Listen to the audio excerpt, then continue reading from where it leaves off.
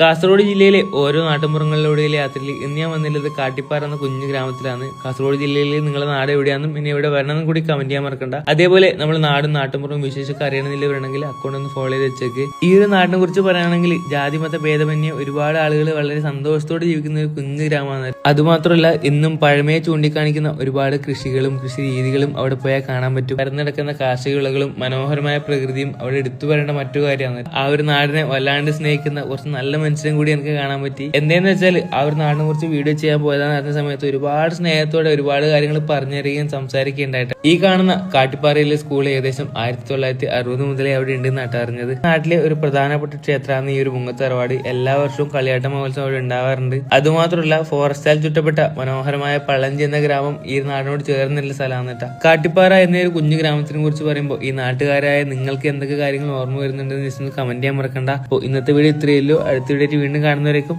By.